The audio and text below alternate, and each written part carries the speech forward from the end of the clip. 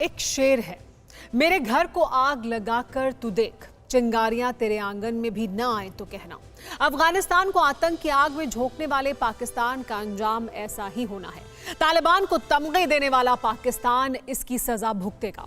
वैसे पाकिस्तान के कर्ज वाले मालिक चीन की साजिशें भी कम नहीं हैं। साल भर से बार बार LAC पर मात खाने वाले चीनी अब स्थानीय लोगों को गीदड़ भभकी देने लगे हैं। लद्दाख में बीजिंग के कायरों की सबसे नई करतूत भी देखिए। साल भर समझाया, कई बार बताया, न माने तो बारूद बरसाया, लेकिन माओ की संतानों की खाल इस कदर मोटी है कि इन्हें सीधी बात समझ में नहीं आती है। वरना अब लद्दाख वाली सरहद पर तोपें तैनात न होती, बीजिंग पर बारूद बरसाने के लिए फाइटर जेट तैयार न होते, क्योंकि ड्रैगन के डरपोक वारिसों पर भरोसा नहीं किया जा सकता है। क्यों नहीं किया जा सकता है, इसका सबसे नया प्रमाण ये तस्वीर है। ये तस्वीर LAC के करीब डेमचौक की है, जिसमें लाल झंडा उठाए जिनपिंग के कायर नजर आ रहे हैं। स्थानीय लोगों का दावा यही है कि चीनी कायर लद्दाख के डेमचौक इलाके में घुसे, लाल बैनर दिखाया और गांव वालों को गीदड़ भभकी देकर लौट गए। यानी हमारे जांबाजों से बार बार शिकस्त खाने के बाद माओ के वारिस स्थानीय लोगों पर धौंस दिखाने की कोशिश कर रहे हैं। गांव वालों ने बताया कि 6 जुलाई को स्थानीय लोग दलाई लामा का जन्मदिन मना रहे थे। इसी से बौखलाए चीनी सैनिक स्थानीय लोगों के पास आए, LAC के पास सिंधु नदी के पार से झंडे और बैनर दिखाए। गांव वालों को गीदड़ भभकी देने के लिए चीनी कायर 5 गाड़ियों में सवार होकर आए थे। अपने साथ लाल झंडा और लाल बैनर भी लाए थे, जिसमें चीनी भाषा में लिखा हुआ था।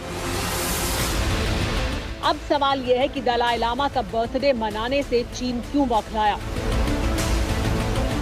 चीन का तिब्बत पर कब्जा है। दलाई लामा तिब्बत की आजादी के सबसे बड़े सिपाही हैं। चीन लगातार दलाई लामा का विरोध करता रहा है, लेकिन चीन के विरोध की सिर्फ इतनी सी वजह नहीं है। प्रधानमंत्री मोदी का ये ट्वीट 6 जुलाई का है, जिसमें उन्होंने दलाई लामा को जन्मदिन की बधाई दी थी। यानी जिस नाम से चीन खौफ खाता है, जिसके जिक्र भर से चीन की सिट्टी पिट्टी गुम हो जाती है, जिसके जरिए दुनिया भर में बीजिंग के पाप सरेआम होते रहे हैं, उन्हीं दलाई लामा के जरिए चीन को क्लियर मैसेज दे दिया।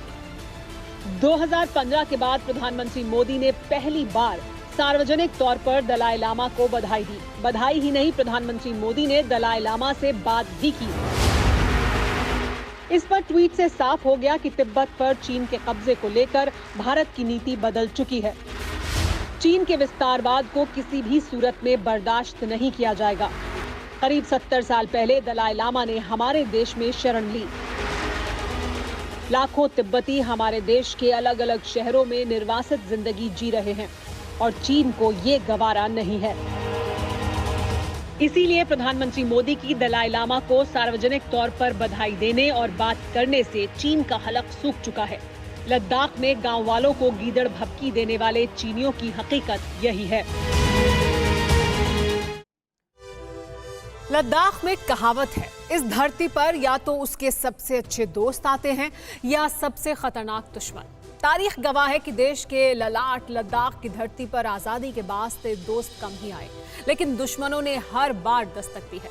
1947 में जम्मू कश्मीर का हिस्सा रहने के दौरान पाकिस्तान का हमला, फिर 1962 में चीन के साथ जंग से लेकर 1999 में करगिल के युद्ध तक, हर बार लद्दाख की सरहद ने अपनी अहमियत का एहसास दिलाया है, जिसकी हिफाजत में जान की बाजी लगाने वालों के सीने पर बहादुरी के तमगे सजे हैं। देश को 23 परमवीर चक्र विजेता लद्दाख के रण क्षेत्र ने ही दिए हैं। लद्दाख की बुलंद चोटियों पर हमारे शूरवीरों के साहस और पराक्रम की अनगिनत अमिट गाथाएं दर्ज हैं। लेकिन चीनियों का फितूर अभी बाकी है। न एक दिन चीन की जंगी बीमारी की सर्जरी भी तय है। अड़ी सोमवार से शुक्रवार शाम 6 बजे सिर्फ TV9 भारतवर्ष पर।